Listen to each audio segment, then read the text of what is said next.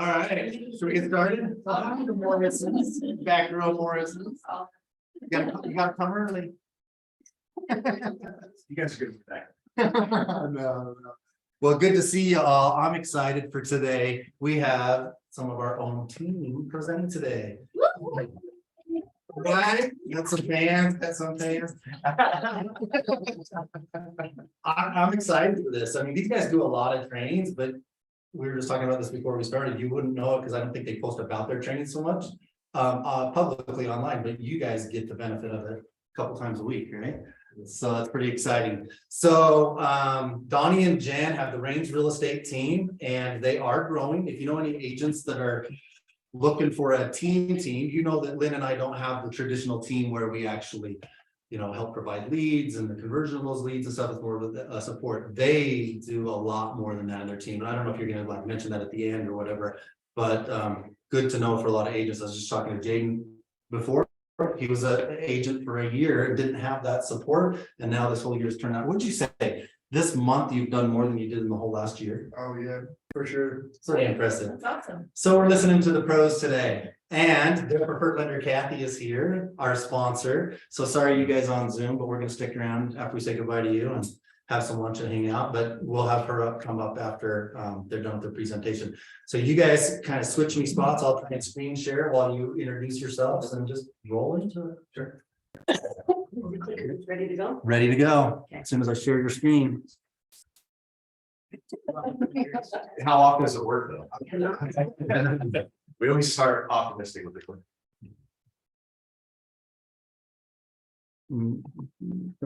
Going. There you go. Try it. Oh my Sweet. goodness. Well, it's because we're using his clicker. Yeah. Once we go back to our system. it's done. All right, guys, take it away. Sweet.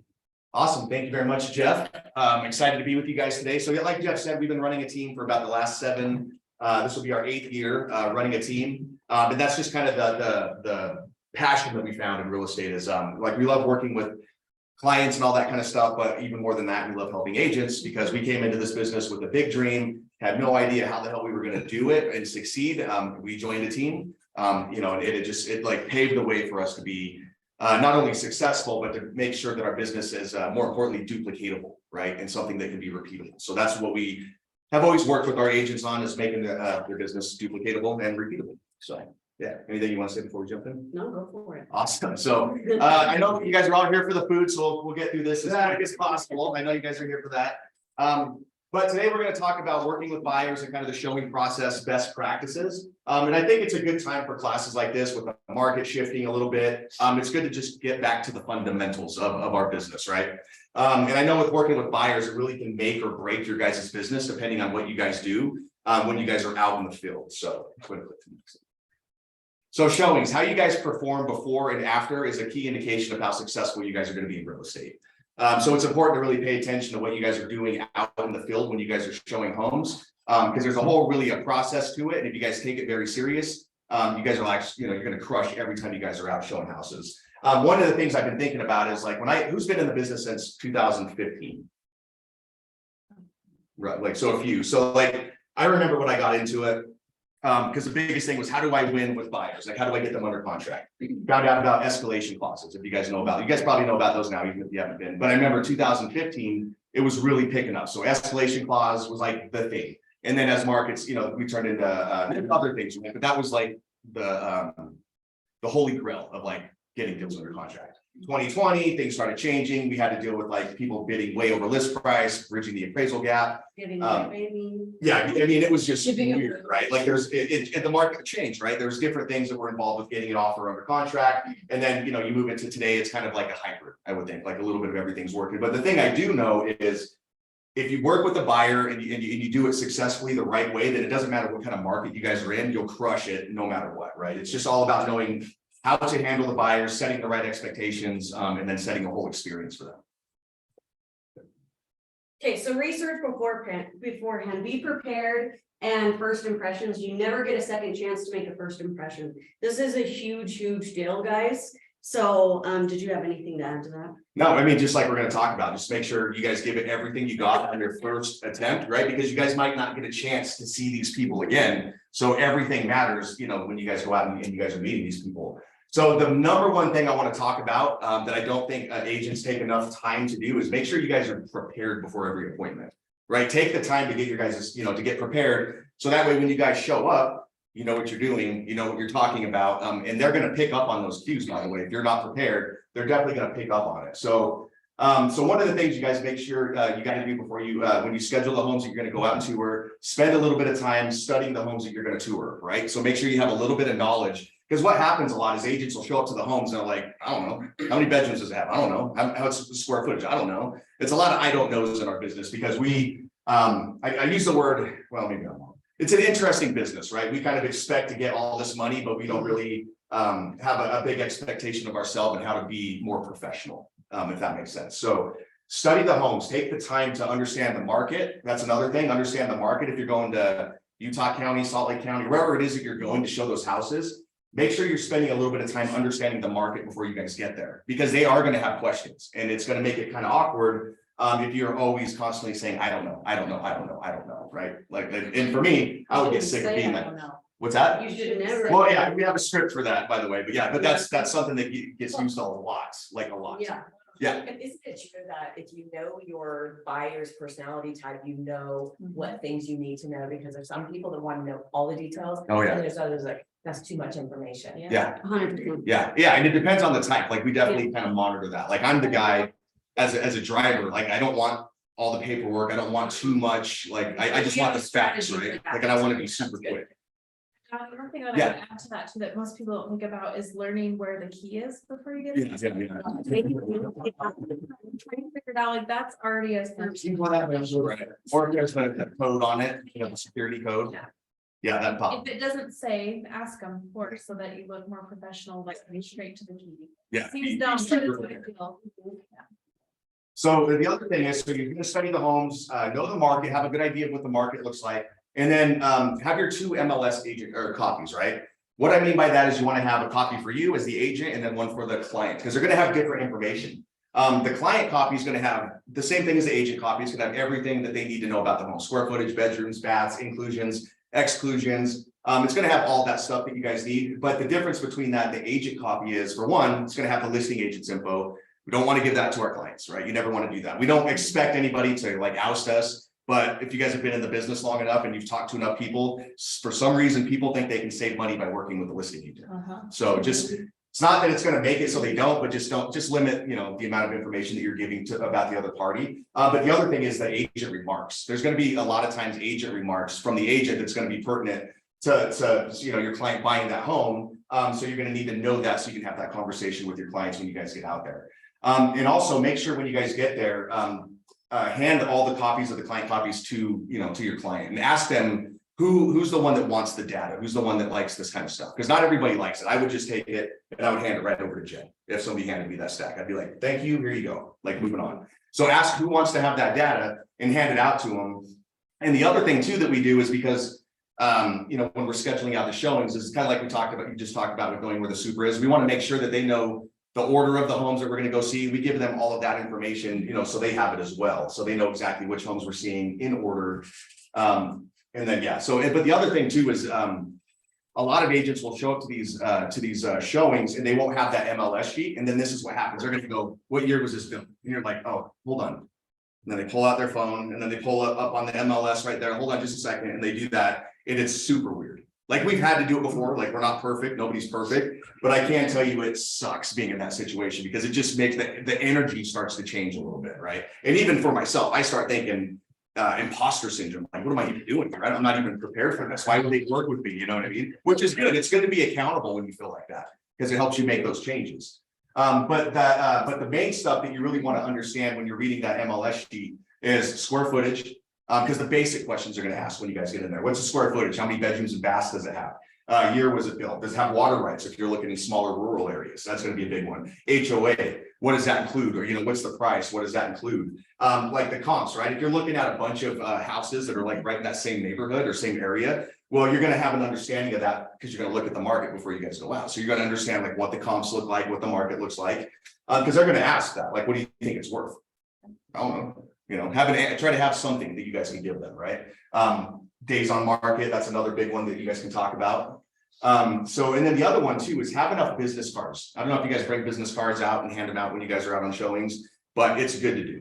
You know, yeah, What do you think about like the electronic business card? You still need the paper card? both. Like, because here's the thing, like you could do that like solely if you guys want to, like it works, right? As long as it goes to their phone and they have your information. I'm kind of old school. I like to pull out my card every now and then. It's just something, I like tangible stuff. Like I like to hand people tangible things if I can, you know what I mean? But yeah, either one's fine as long as they have your contact info. That's like the main thing, because a lot of times, you know, people meet people. Just have cards for backup, because you never know if they're more old school like Donnie and they don't know how to use that kind of electronic stuff. Same with the MLS forms. If you guys are gonna have an electronic MLS form, that's totally cool. But don't have it on the MLS. Actually have a printed copy on your phone. Because Right. what's gonna happen is you pull up your tablet and you're going through those electronically, right?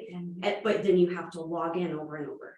So don't do it from the MLS. Make sure you do that. If you're doing it electronically, have the PDF. Yeah, and for like for the buyer's agent, you don't have to print, you can print one copy for the client. If you have a tablet or something that you could have it, like she said, save the PDF so you don't have to go to the website. That's totally fine too. Just have something that you could pull up right away and pull that information if you guys need to. But with the business cards, you definitely want to make sure you hand them out to everybody, not just the decision maker.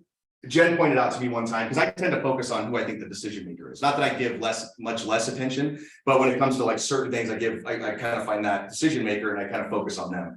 And so like one time I gave it was a guy, I was talking to him, we became friends. By the end of that thing, gave him my card and then we left and that was it. And she's like, the wife was like, they're kind of looking at the card, like expecting it. And I'm oblivious to a lot of this stuff. That's why I'm glad I'm married and I got Jen with me, because she could point that stuff out. But I just remember her telling me, and I felt like crap because this other person, I didn't want to ruin this person's experience because she's part of the transaction. She's probably working or has a big contribution that she's making, right? And so at the very least deserves my attention and a card. The other thing too is you can do this with kids. If you could get the kids involved in the showing, that makes the experience a lot better for the adults. And it also helps build more rapport and just, so you can really connect with those clients a lot better. So don't be afraid to like shake hands with the kids, hand them a card and do it in kind of a joking way, but the kids get a kick out of it, I think. Oh, and this one's a big one right here. So before you guys, part of the preparing, before you guys go out on the showing, so you have the houses you're going to look at, you have them all scheduled. The next thing you guys want to do is you want to reach out to each of those listing agents and ask these kind of questions. And just do it through a text, right? Just do something super quick through a text, because these are the kind of questions that get brought up in showings, especially if they become interested in the property. So we like to be kind of ahead of the game with that. So that way, if we get to a property and they're like, I like this one. Well, what typically happens when they say they like this one, now they're going to have different questions that they're going to start asking. And so I like to be as prepared as we can, just because it just makes us look that much better and we can make the process smoother. So, and Jen does this before all the showings. So she'll reach out and say to the listing agent and say, what features and upgrades should I point out to my buyers? Right. And that could be the first question that you guys ask, because that's going to be the thing that you're going to want to talk to your clients about the most, whatever, they're the most excited about. And keep in mind, Oh, I was gonna say, I was gonna finish after you're done. And why this is important is because you can go show it and they're already under contract with someone that they didn't market on MLS. right. Yep. Wasted people's time. Exactly. Yeah, just have somebody showing them. Yeah, the way we format this too in the text is exactly in this order. The reason that I do that is because when we first started out, we would text just that one to the listing agent. Do you have any offers? If so, are they at or over list price? That was it. Most listing agents, they're going to say, I'm not giving you that information. My seller doesn't want to give that information, right? So we've kind of tweaked it a little bit where if we say, what features and upgrades should I point out to my buyers as the first question? Now that's piqued their interest a little bit more, right? You made them start talking. It's a little bit more open-ended. They want to give you that information. And when you're in sales, if you get somebody to say yes so many times, it's easier to get a yes, right? So we stuck that there first. So that way, when we get to the real stuff we want to know, it's easier. That's for them to brilliant. It really is. Yeah. That's brilliant because a lot of them will answer just totally closed, right? Yeah. Yeah. Open them up a little bit. And that's a listing agent, right? Put yourself in the listing agent shoes. If you have buyer's agents reaching out, asking more questions like that, that's going to make that buyer's agent stand out way more. In my opinion, don't you guys think? It's going to make them stand out. They're more interested. They're more attached to the process. Like I would just get the feeling that that agent is going to do a pretty good job. They're going to be somebody that's reliable, Hey, Ken, can you read those? Oh, yeah, okay, so it says, what features and upgrades should I point out to my buyer? That's the first one, that's gonna get them talking. Then how long have they lived there and why are their sellers moving? I only add those two because every shopper that we show homes to, they ask, why are they selling? Okay, so you've got, how long have they lived there? Why are the sellers moving? What's the most important to your clients in an offer? So now we've got them talking, right?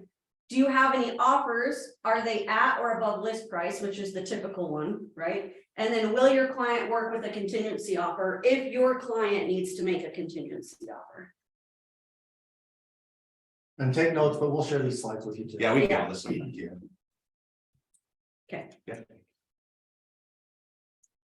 Oh, showing clipboard, okay, so this is for you guys, this is what you guys want to bring, so we actually have two, one for us, one for the clients. This one just keeps me organized, and it makes it so Donnie doesn't wrinkle up the NMLS papers, because he tends to do that. Wait, right? so is that, Yeah. clients or drivers, that's what they're doing, because I get them, Yeah. do that, and I'm like. Dude, every paper I hold crumbles in my hand. It just, It's rolled up and I don't know that I did it. read it. Yeah, so we've decided to start doing showing clipboards, and with this, I'll actually have a cover sheet, and on the cover sheet where I've already mapped out what house I'm going to first. I'll put in the first house with the MLS number, just in case if I have to look it up, the address, any showing instructions. If it was confirmed, how did I get that confirmed so I can reach back out to that agent again? So on and so forth, and I'll just have that on the cover sheet, then all of my MLSs will be on that clipboard in order, just so we can stay organized. And I don't let him touch me. Yeah, it's kind of weird, because I'll be, we have the sheet so we can pull it for reference, right? So we're like on the spot, and what is it, on the spot, Johnny, or whatever they call it, so you're ready to go. But it is a little weird sometimes, because I gotta find how to open it back up, and it's like an accordion by the time I get it open, but I can usually see Yeah, it. and the main things, the main questions that we talked about right here, the square footage, year it was built, water rights, HOA, and what's included, comps, days on market, etc. I highlight those too. And then we'll put the showing instructions up in the top corner and number each one of them, just to make it So I have easier. a quick question for you guys. So when you guys are like doing your maps or whatever, and you see something that pops up, just like what they like, do you like to just kind of like sneak in a listing once in a while? And sometimes it'll be their favorite. Yeah, so we have some agents on our team actually that will include those and get them scheduled already. And so then once they're done with all their showings, they'll say, hey, let's go look at those ones next. I think you'll like these ones. So you can totally do that.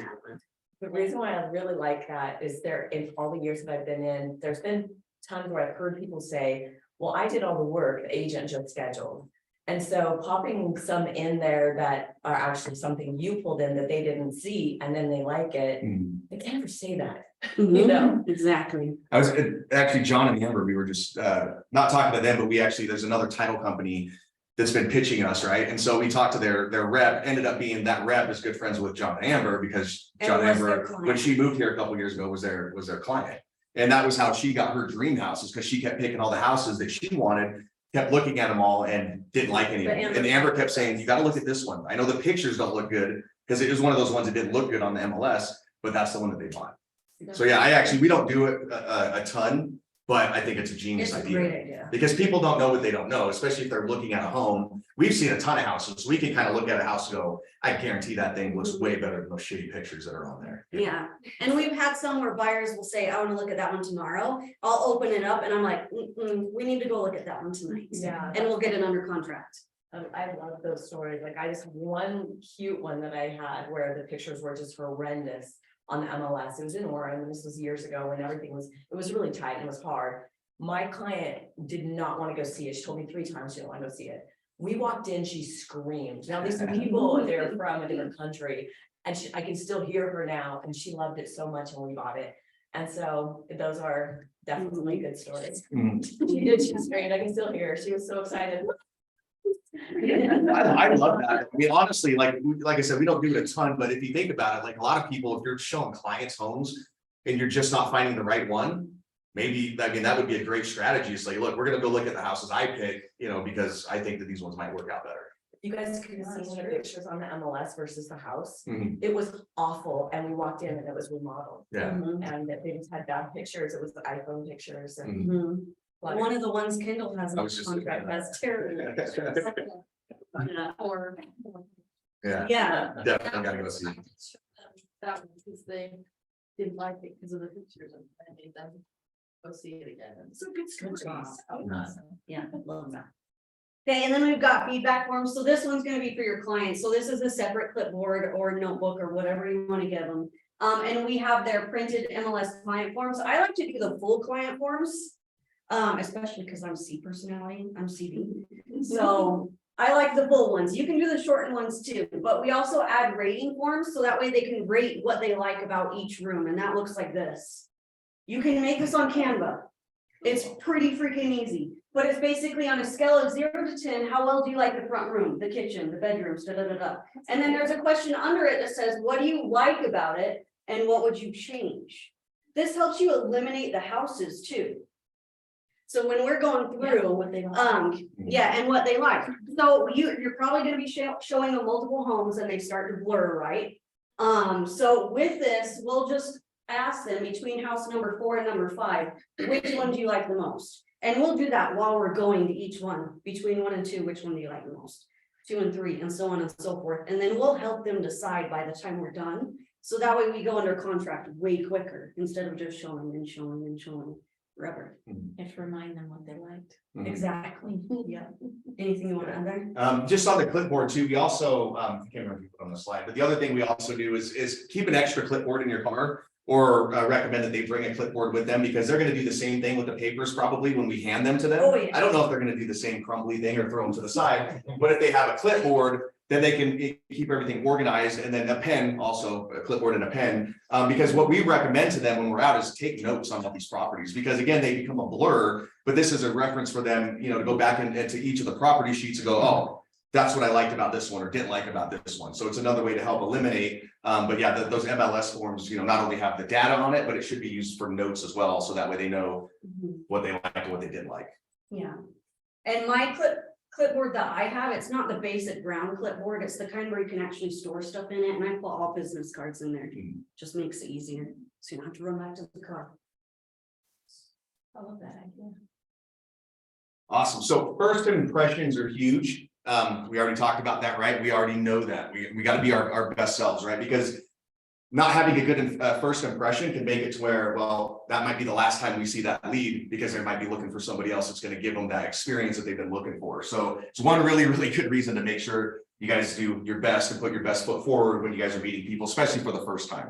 Because it might be a lead that you just talked to on the phone, you never met them before, so you got to blow them away. The other thing too is if it's an SOI, friends, family that you're going out with, treat it like a first impression. You want to crush it with them too, because the other thing is you want to set the expectation of what their referrals are going to experience. Because if they go out and they're like, oh, he's lackadaisical, like the whole experience was just boring and not professional, like why would they send you their friends to experience the same thing? So keep that in mind when you guys are out. That in first impression goes such a long way. It goes way past this one client. It could be 20 clients for all we know, right? So first impression. So be early. That's a big one.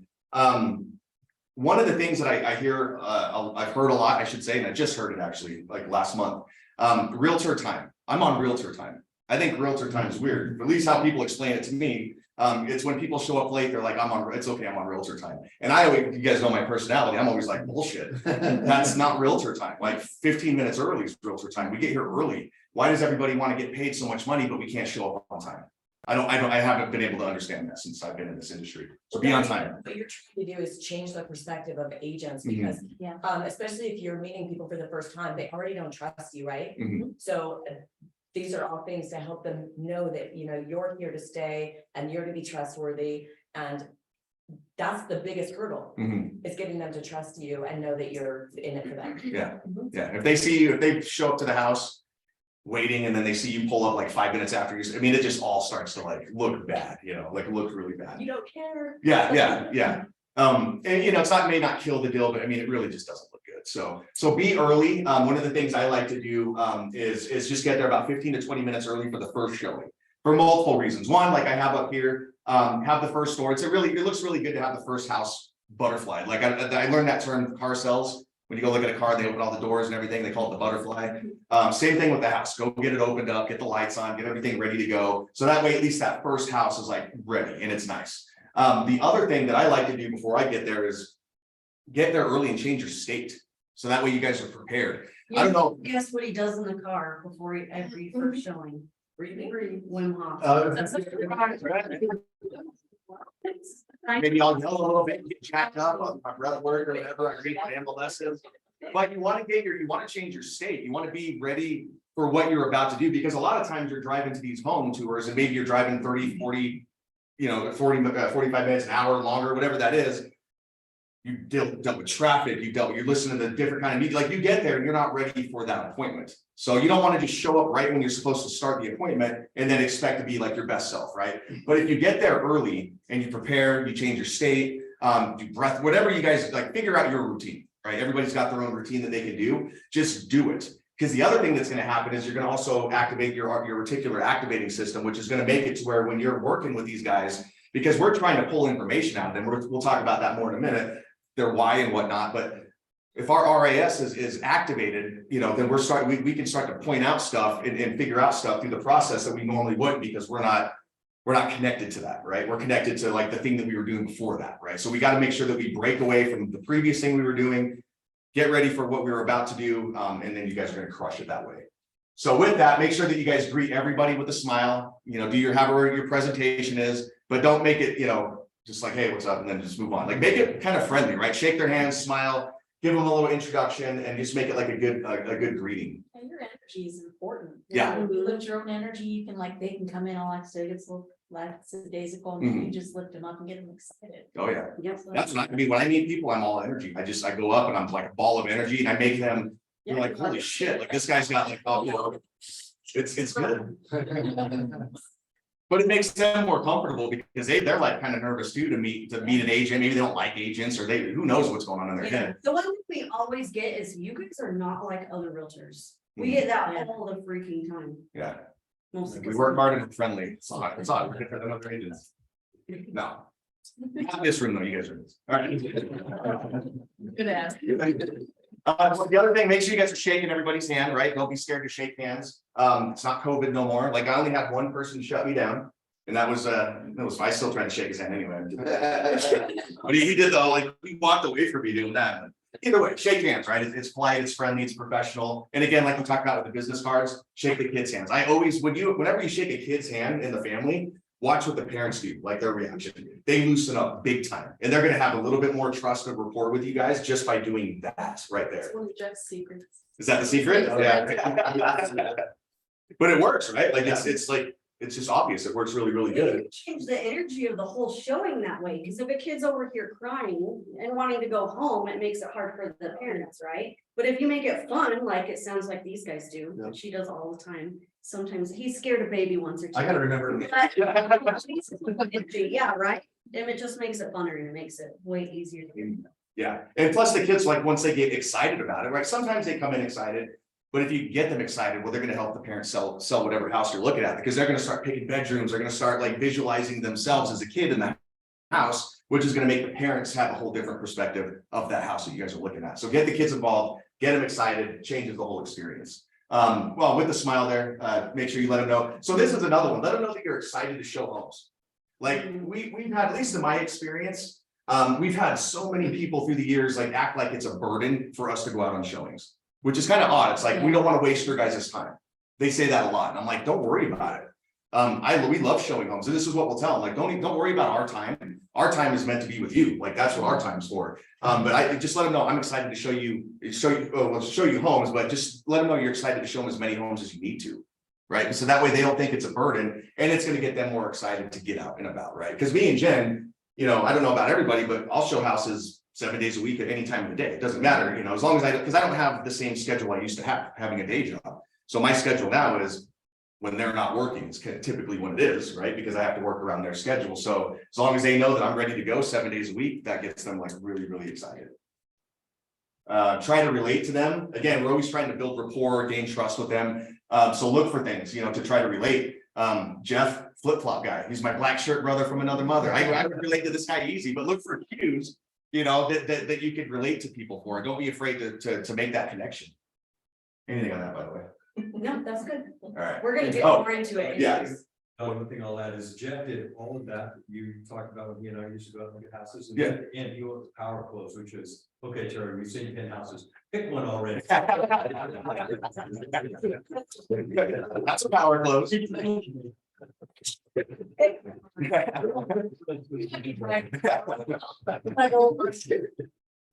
What's the most amount of houses somebody showed in here? Like if it's a lot, over 20? Anybody? Night, one day, or what do you mean? Just like through a process of 40, okay. Yeah. We had to have a conversation. They must have been- they needed form about what they think about it. Yeah, it was like less than 10 before he said. Just remember next time. No, I remember going to the class that Jimmy Rex put on at KW, and he said, like, any more after 4 or 5, he tells them, I'm not showing you any more houses. Mm. And I'm thinking to myself, holy cow, like Shayna, you know, it's like, I'll show them houses, you know, I'm not gonna make them. That's pick little, something. yeah. But I didn't resonate with that, but that's what he said, he goes, that's what it, and I'm like, but that's, I mean, how do you feel about that? I show as many houses as needed, right? Like I showed over 50 houses to one client. So like you felt that burden, it sounds like, you know, well, not really a burden, but you felt that whole experience. And it gets to a point, yeah, with that many, it's like, all right, we gotta maybe figure out like what is like not working, like why they're not picking, but I have the belief that, you know, just show as many houses as they need to, right? That, you know, and actually what's funny is that's one of my best experiences that I've ever had, like best lessons is we had this client, and it was great. All we did was joke and laugh the whole time, showed over 50 homes. We listed their house so they could buy something. It was just a great experience. I got them under contract multiple times on purchases. It was, I did everything like I thought I should have, right? Like I even looking at them, like I was on point. But at the end of it, the very end of it, they ended up going under contract on a for sale by owner and didn't want to pay me a commission on it. Yeah. And I was at that point, I was just like, you know, we talked a little. And you know, one of the wife in the party she's like, what it came down to, she's like, I don't make what you make in 3 months. I said, I know, you didn't quit your job like I did and start your own business. You know, I said it a lot nicer than that, but you can't compare what I do to what you do or whatever anybody else does, right? So it just became kind of an entitled situation, and we were doing a lot of business at that time, especially. So in my mind, I was just like, I need to listed at the house too. yeah, we sold the listing, but Yeah. I walked away from the purchase and just let them do that on their own. You know? Yeah, but during the purchase, they were calling us asking for help. Yeah, it's like you gotta talk to your agent. And I was like, I don't have an agent. Sorry, I can't help you. Yeah, too, where that's been a situation. Yeah. To learn the hard lessons. Yeah. But what I got from it was a couple things. One, I decided because I like to live in abundance in my life. So I thought, okay, for one, I'm gonna go sell more real estate, period. I don't need to worry about that commission. Yeah. And two, what a good lesson, because I know if a lot of agents that were in my shoes, if they were in those shoes, they would have flipped out. Because I've heard agents talk, they would have flipped out, they would have complained, fire this, they would have been all this. And remember, my attitude was, I'm thankful that I did everything I should have done. Like, at least I put the work, and I might not have gotten paid, but I did what I was supposed to do by going out, showing houses, doing the work. And so I say that because it's a good reminder to really realize what in our business, sometimes we're going to get paid or work and we're not going to get paid. Right. And that's okay. Right. As long as we're putting in constant work, it all works out. But sometimes it's just not gonna. Yeah. This may be a dumb question. Oh, you're good. So doesn't. Like, implement that, maybe so it doesn't matter if they go, that you can get paid. I have a lot of yes and no, yeah. Get canceled. We all know how to cancel, right? And we. I'm not a buyer broker guy, just so you guys know. Like I'll tell you guys, actually, the next page we talk about the buyer broker. I got an opinion on this because what he's saying is he just wants to keep the peace. He wants to leave a good taste in their mouth about the whole experience. He did everything he could. Even having a buyer broker agreement sounds like you didn't.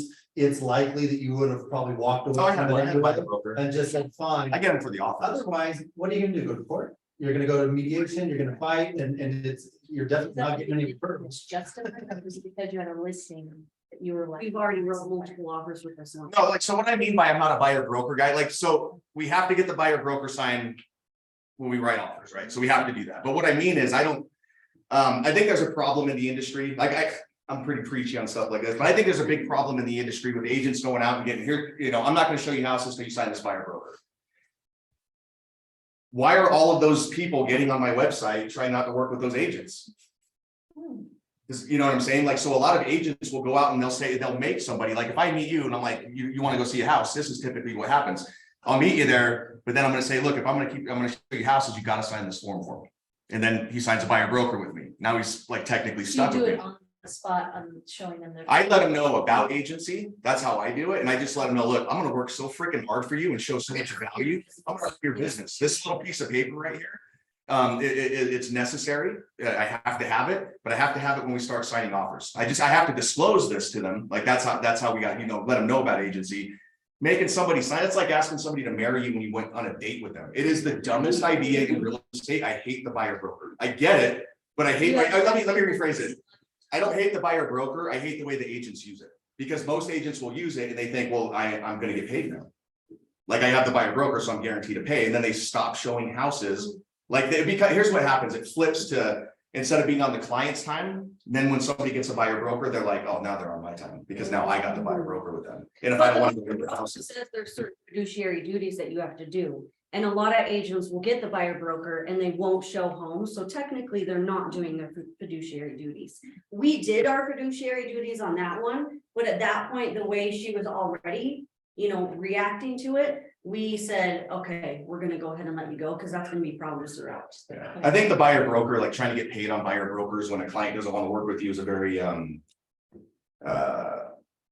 having a brain fart. What's the opposite of abundance? It's a scarcity kind of mindset is how I think about it. It's like, well, I've only got this buyer broker, and if I don't get paid on this, I'm screwed. Whereas, if you had an abundance mindset, it would be like, well, it sucks that this didn't work out. Hopefully people want to learn from that, why it didn't work out and just move on to the next one. I understand the mindset, but you don't think that you'll get people that just want to waste your time? It doesn't matter, at the same time, because they could waste your time even with the buyer broker. Yeah. So- You can get your time wasted, but the way we look at it is in abundance. We have so many showings that we have set up, so many appointments, that if one walks away, that's all right, I've got 10 of them. This is an example too of 1 in like 200 clients. Yeah. Yeah, it's not, One time, we never had anybody else like that. yeah, we've never had anybody try to get out of a buyer broker. None of that's ever happened. I just say it from the other side because, We have to show be the right. obvious. mm, Right. Yeah. But only when they're making numbers. Mm. Okay. yeah, because again, I believe, this is my belief. For one, I've kicked agents out of my house before I was a realtor. Like, get the entitled shit out of here. Like, for my mind, right? I'm going to earn business. Like, I was a hard worker before I got into this, and I'm not going to change that now that I've got into this. Like, I'm going to earn business, right? And and it's worked, right? That's just the thing I'll say. It works, right? If you're willing to put your time in, and I think that's, again, our industry has this whole I'm not going to waste my time kind of mentality, but I know what agents do all day because I've been coaching them for the last 8 years. So we have plenty of time. So it's just a matter of just, put the work in. The money always comes. Clients will always be loyal to you. They will always come to you if you do the right things. But the buyer broker, that's just a thing. It's just a thing that. It is needed. And there's a lot of good things about. And I found a lot of people Right. wasting my time, so Mhm. that's why I'm like, hey, I want to make sure they meet me in the Right, yeah. office, Mhm. Yeah. But if they don't want to sign it, that would be one thing, but Yeah. I feel like it rules out a lot of people that aren't really serious, Mhm. that they won't come into the office even for that. Keep doing it your way. Yeah, exactly, Yeah. 100%. And again, there's no wrong way to do. Like when I give my opinion on something, it's from my perspective, how I see it, right? There's no wrong way. There's people that make way more money than I do. Get the buyer broker signed before they even know what the person's name is. That's just how some people do business. Like my first team lead says, don't show a house till they sign the buyer broker. Like, okay, and I tried that. Matter of fact, actually different story. Yeah, but anyway, off the buyer broker, we can talk about that forever. Sorry. Try to relate. Oh, this is a big one right here. So this is a strategy that I like to do with showings, because whenever you're showing, you're showing houses, when people are looking at that house, this is like their castle that they want to buy, right? This is the place where they're going to come home every single day. So when they walk through that front door, there's a certain feeling that we're hoping that they have, or that they're hoping that they have. And so one of the things I like to do is when I open that door is I'll step to the side and say, hey, why don't you guys walk in first? So that way you guys can get that first impression of the home. Because if I walk in first and they're staring at the back of my head, or they're staring, like I can obscure the whole experience of walk that entryway, right? By being in front of them and blocking everything. So it has a big effect on people, especially emotionally. Just let them walk in first so they can just feel it. And then let them know it's okay to open things. I don't mean dressers. Don't be going through people's personal stuff, but like closets, pantries, cut cabinets if you guys need to. You don't want to open every single thing and be kind of weird about it, but people need to visualize where they're going to put their stuff. That's a big one. So, and if it, I also recommend be the one that opens stuff. Some people might feel weird about opening doors and things like that. So as an agent, it's okay to just be that point, just open stuff for them. But just make sure that they're able to look at everything, because that's a lot of, that's going to let people really know if that's a house that they can really live in. So. The cool thing about that too is let them know it's okay to open things, because it's not just storage that can be a huge selling feature. What's one thing that people love in their kitchen that you would not see if you wouldn't open a drawer? Soft clothes. So soft clothes is a huge feature. Another one, we had a listing where if you looked at the pantry, it was just on the side, right? And it just looked like it was just a small regular pantry. But when you opened it, the way they built it was it went all through the back of their kitchen. So it was huge. It was massive. But you would not see that had they not opened the door. So just doing things like that can sell the whole home. So why not? Okay, their why. In-person probing questions. Successful people are always looking for opportunities to help others. Unsuccessful people are always asking what's in it for me, right? So that's why we say go out and do showings, find out their whys, things like that. Get to know the people, because that's going to get you more success. Yeah, this is the main thing that we want to be focusing on when we guys meet people, is we got to know what their why is, why they're looking at homes, why they're looking at moving. We need to understand their situation at the highest level that we can, so that way we can help them out in the whole experience or in the whole process. Especially once they go under contract. I don't know, you guys have closed deals with buyers, you guys understand that buyers get this thing called buyer's remorse, right? They go for whatever reasons, right? They get emotional, they get whatever happens to them. It's a big deal when people go under contract, because they're committing to a very large loan that they're about to take on. It's a 30-year commitment. There's just lots of things that happen. And so when you know their why, what they're doing this for, maybe it's because job transfer, maybe family, whatever that is, that's going to be the anchor that you take them back to every time they come at you guys with an issue. And again, minor issue. If it's a major issue, then obviously we're not going to try to talk them into the house. But if it's just small things, which they tend to be, we take them back to that anchor and say, look, remember, you guys wanted to move because maybe your kids were having a terrible time at your school, at the school district, and you need to get them out of there. Remember that when you told me that? So just having that why and understanding what they're doing it for is always going to give you that ammunition to go back and really help them understand why they're doing this in the first place. Yeah, we had one client, and Kathy probably remembers this, where he had to move out of the county he was in because he worked clear over in this county. And when he was like driving home from work, he was falling asleep. So we had to get him closer to work, because that drive was starting to get dangerous. Do you know what I'm talking about? We can talk about it after. But yeah, so that can be a huge thing, because when we were under contract on a home, they were like, I want to back out because of this. I just feel weird about it, blah, blah, blah, blah. And we were like, no, remember, we wanted to find you something that's closer to work. This one's like 5 minutes from your work. You're not going to fall asleep anymore. I want you in a safer place. Let's just stay under contract. This is what you liked about the house, da, da, da, da, da. And we got them to stay under contract. Because people freak out. They freak out. We had another one where they actually lived in the same area, and they were moving to Utah County because they went from 1 dog to 4 dogs, and they were having a baby, and it was a tiny, tiny house. So we kept them under contract when they wanted to back out after inspections, because little things come up like they always do. And we were like, no, remember, you're wanting to move into this house because now you've got this tiny little place and you're needing all this room. So we're getting you into this house, and remember the view. You guys loved the view, this, that, and the other, and we got them to stay under contract. So this why can save your, you know what, a lot.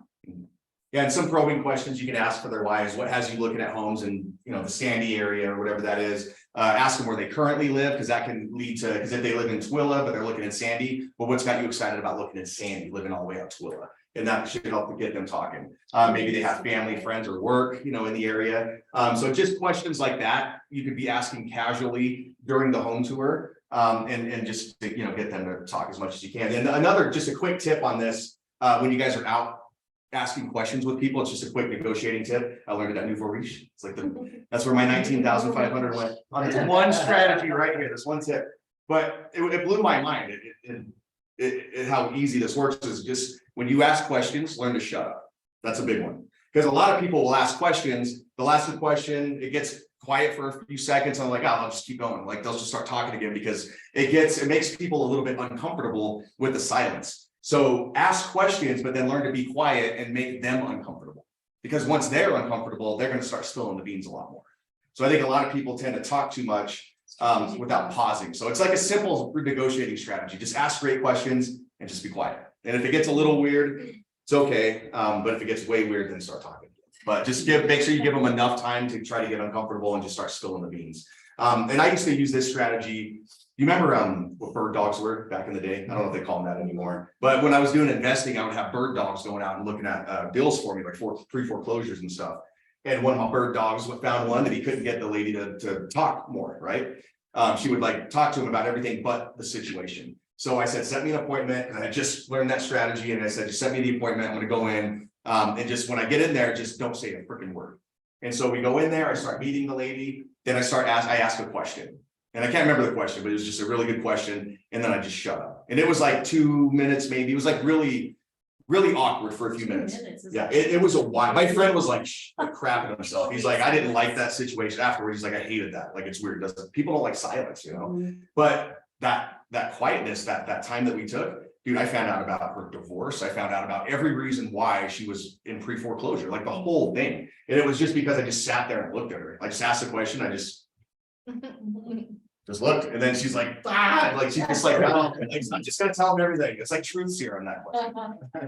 So try that out. If you guys don't know that tip already, it's a great one. Just ask questions and That's the longest strategic pause I've ever heard. oh yeah, and I'll sit there too. Okay, so the tour, know your products, know the market, and know what to say. This is big right now in the market, guys. Everybody on our team knows what's going on with rates. They know what's going on with home selling, with offers, right? Different things like that. You have to know your numbers because you're going to get asked this kind of information at a showing. And if you don't know it, and if you say, I don't know, that can kill the whole deal and they're going to find another agent. If you don't own a home, buy one. If you own a home, buy another one. If you own 2 homes, buy a third. And then lend your relatives the money to buy a home. So yeah, so once you're in the tour, right, you let them walk in.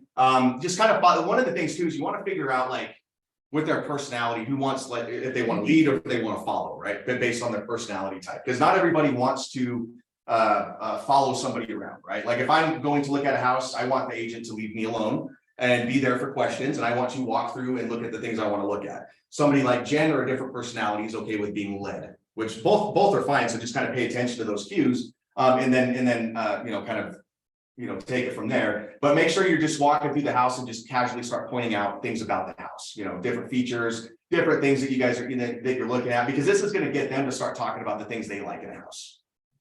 You know, start finding out things that they're drawn to, start finding out things that they're interested in. So that way we have a good understanding of what they like in a house. Mirror them. That's another big one. Watch their reactions, their mannerisms. And yeah, it's going to tell you if they want to leave. So with the mirroring part, right?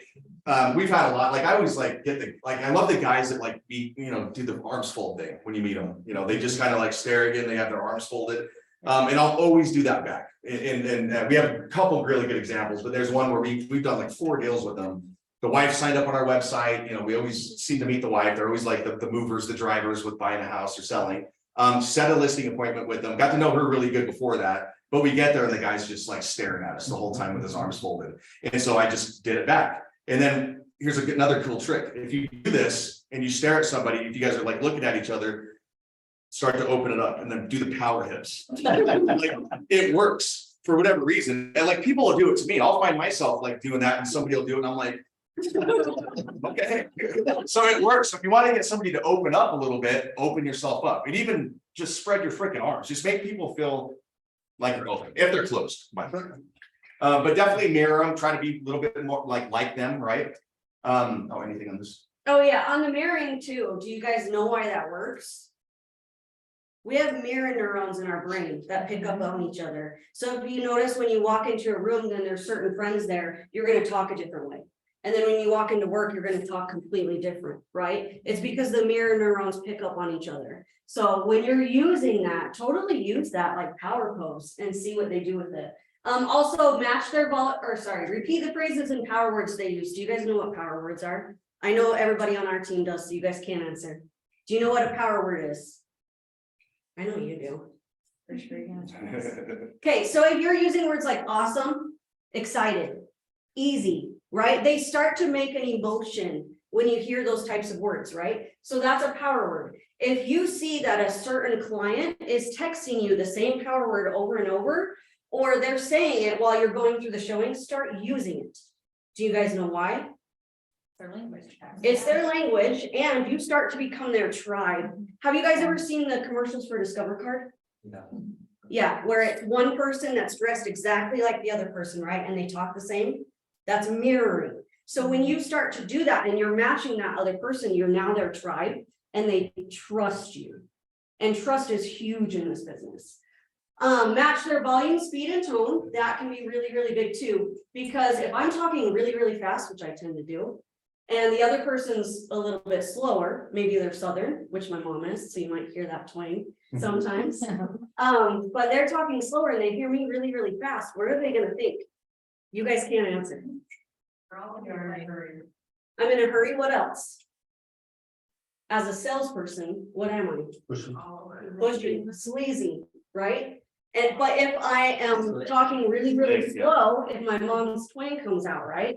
And then the other person's really, really fast, they're from New York, what do they think about me? If you're talking fast. If I'm talking slow Oh. and they're fast. They can't handle it.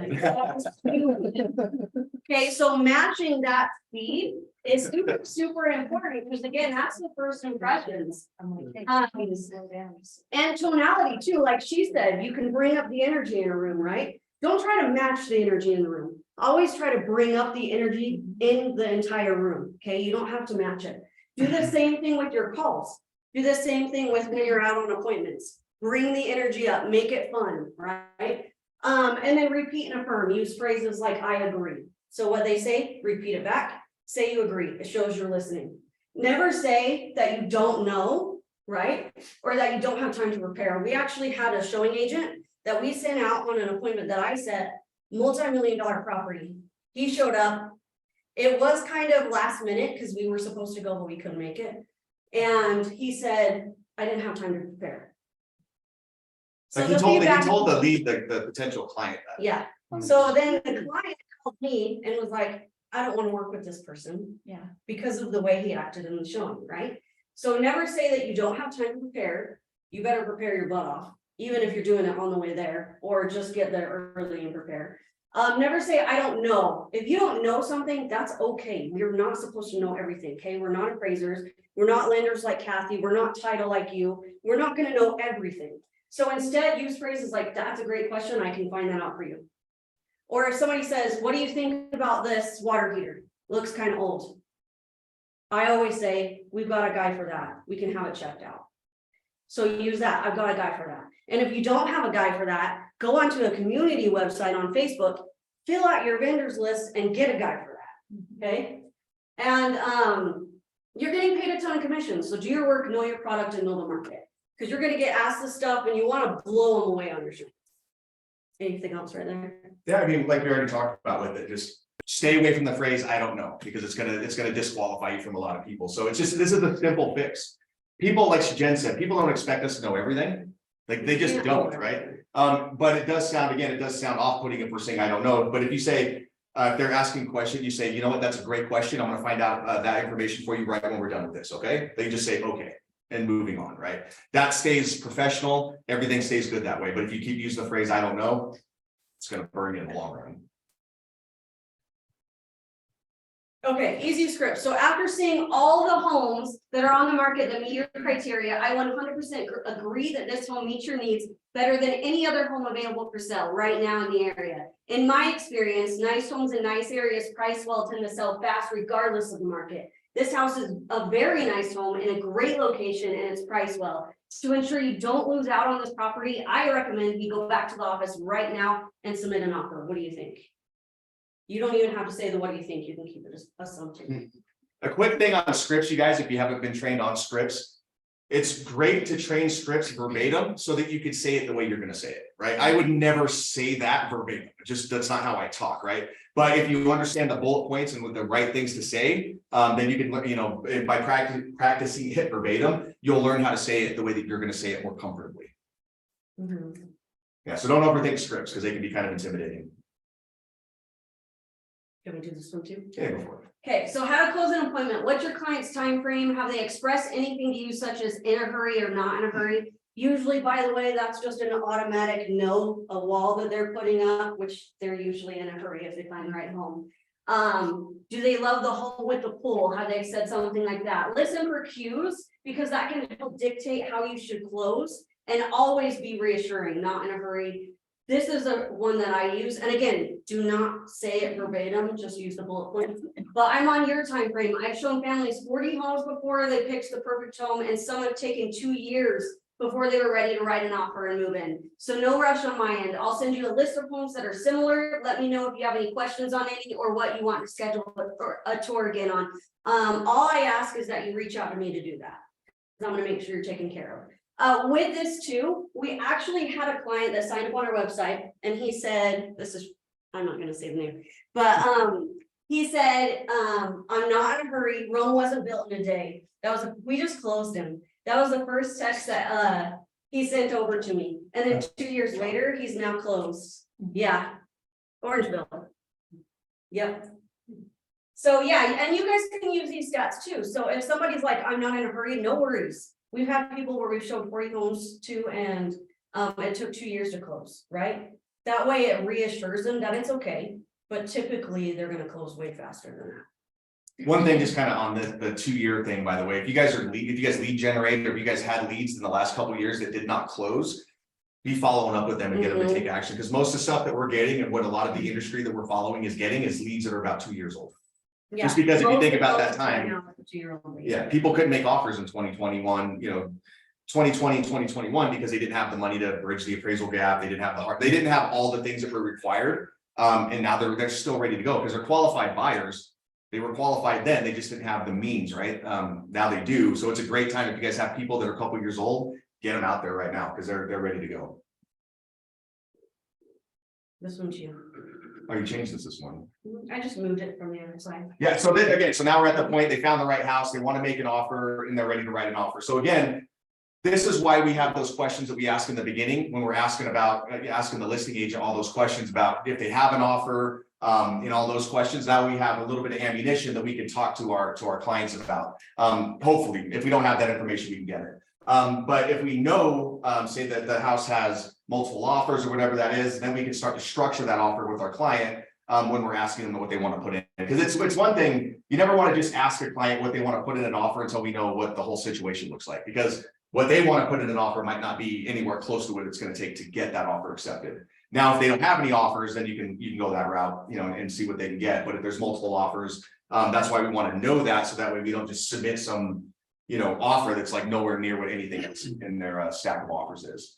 Again, like we said, reach out to the agent to see what they're looking for, see what the sellers are looking for. And this is going to be a good time to explain, some of the strategies. If you guys haven't done this already, we're assuming at this point, right, we haven't had a buyer's consult, because a lot of times we just get out to showings and you're kind of having a consult there, right? Not a traditional consult, but this is where you're giving them all the information. So it's a good time to explain what a contingency is, highest and best offers, escalation clause, earnest money, the buyer broker, like anything that's involved with making an offer or to structure it. It's a good time to explain all of those things.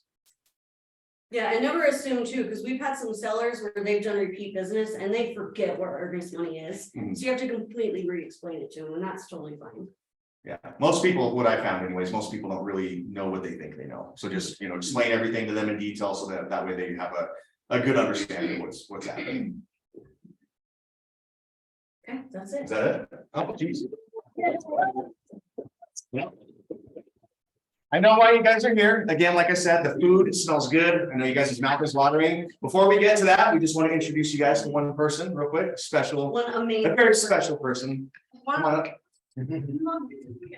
She catered the food, you guys, so be very thankful. Kathy. Oh, yeah, I cooked all day long. Slave way. Yeah, and it smells so good. So Kathy, we've done like hundreds of deals with her. We trust her even with all of our loans. In fact, when it's our loans, we just give her our passwords and say, here you go. Do it To to our bank account. Yep, yep. They trust me that well. Not that I can start, well, most clients do, I log into most. Yeah. Oh, she works with my personality great because I don't want to be involved in it. Anyway, Give me the house. yeah, exactly. I'm Kathy.Kassel. I've been work at Security National Mortgage. I've been doing mortgages for 18 years, a long time. During the ups and downs, recession and a recession maybe.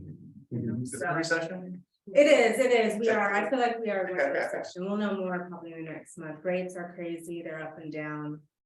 I know that's everyone's concern right now is interest rates because they have gone up a whole point in a month. So it's been kind of busy. So always ask questions. I didn't prepare anything. I didn't know I was going to come up here. I was just coming here to give you guys food. But always ask me questions. If you have any questions on wealth of information, you know, every guideline out there, I swear. She really does, like agents ask her questions all the time, she's won awards, she's got degrees in what, psychology? Yeah. She knows how to talk to people. So she knows how to talk to people. She'll say the hills. Smart, super smart. Yes, I do. So we have tons of bank statement programs. We have our own in-house program too. So that's great where our underwriters underwrite them. You have the ability to broker out as well to the rocket mortgages and all that stuff too, which is awesome. Tons of in regards to non-QM, the DSCRs, to be have investors that don't want to, that wrote off everything on their tax returns and they have and they don't want to provide anything. They're in a crunch. They've maxed out their hard money loan. Their house has been listed for a while. They can't get it under contract. That's a good route for them to get it rented, which is great. I mean, it closes in 2 weeks. You know, it's nothing as long as the appraisal covers the payment, which is great. I just closed one of those. That was the easiest one. Yeah, it was awesome. But yeah, tons of, we have every product out there that's available. So if you have any question at all, I mean, there's 1099 options to, if you have money down, wrote off everything on your taxes, like, or your client has, I just say you guys as you do. Then, if you have money down, there's options for that too. There's just, don't discount anything, just ask. You know, I always say it. Can you close in other states? I did. I'm licensed in 12 states. I closed one in South Carolina, and one in Florida. Yeah, it's hard. So for the newer agents that maybe haven't closed as many, how many buyers are you seeing not asking for rate buy downs? I'm not. Everybody's asking. Everyone is asking for it right now, even on if they're Utah housing, because the rates in Utah housing are a lot higher, so we're buying that down. I have one with $20,000 in concessions, you know, on a $420,000 purchase, and so we were able to buy down their Utah housing rate to 6.25% when they're 7% right now. So they can ask for more than 3%. On FHA, it's 6%, VA, it's 4%. On conventional, if you have less than 2%, it's 3%. And then if it's over 10% down, then you can go up to 6%. Okay, so I just had someone ask for 5% on $1 million property. Is that something that's allowed on the jumbo type? On the jumbo, I don't know. That's It's a good question. I can find out for you. Well, I haven't seen someone ask to be able to get principal buy down with their closing costs. Usually the lender will come back and say, you can't have the principal buy down, you've got to do something different. And then the other question would be, are you seeing appraisal issues? I am, absolutely. We just had one, didn't we? We did, and I just had another one, the client had it back. Because the comps that the listing agent used were for May and June, and it was obvious. Because the recent sale, I used to do BPOs, so I know a lot about appraisals, but the recent sales were way lower and they weren't willing to go down in price. So we just had one that closed that had appraisal issues, but it was listed in October. So the comps that we used were probably in May and June where the prices were a little bit higher. You know, I've had probably 3 in the past month with appraisal issues. It's really good to know because in the past year or so. I haven't had, in the past 2 months, I've had probably 6 appraisal issues. And I haven't had hardly any at all in a long time. Right, because agents before didn't really need to look at comps, but now we really do, and we can't go off that May and June because May and June was still coming from when they were rates, right? Right. Right. The other thing I would like to say for anybody that doesn't have a lender is that it's nice to have a lender like her. So she can, if you are looking at putting an offer and you're not quite knowing if you're where you need to be, she can help you because she has that experience. Some lenders are really, really good at that. And it sounds like you have that Yeah, ability. totally. So, yeah. Self-employed too is another big one. Like if you guys like working with I'll give you an example. When I bought our new house last year, and a lot of new builders make you pre-qualify with their lenders, right? So I had to go through that. I was obviously using Kathy, but I want to buy the house, so I got to get pre-approved. So she's a brand new lender, right? Awesome, by the way, but just brand new. And I knew it was going to be an issue. So when she ran my numbers, she approved me based on I have to pay off $30,000 a debt, like my car and my side by side. And she's like, "Can you do that?" And I'm like, "Sure." And then she gave me the pre-approval based off that. But the problem was, and I could see it on my end, she didn't know how to calculate my income correctly. Get it to Kathy. Again, I just give her everything. 3 weeks later, whatever, we're closing, and I didn't have to bring that money to the table. So it's a very different scenario from one lender to the next. Well, sometimes people look at their findings or they don't go to Freddie Mac instead or whatever, and they look at, you have to average 2 years where his prior year, he had less income. But if you run it through Freddie Mac, you might only need 1 year. So there's different strategies of what you can do. And I've seen that mistake tons. I've had tons of loans transferred to me from self-employed borrowers. I mean, just like this one in South Carolina, someone in the branch referred it to me, got denied by 3 lenders because all lenders were looking at 2 years and it was a jumbo loan, and so I said, well, yeah, all jumbos require 2 years. So what I did, the conforming loan limit changed to 723. I got a second mortgage for them to bring it bring it down to the conforming loan limit. He had 10% down, and then they made up the difference.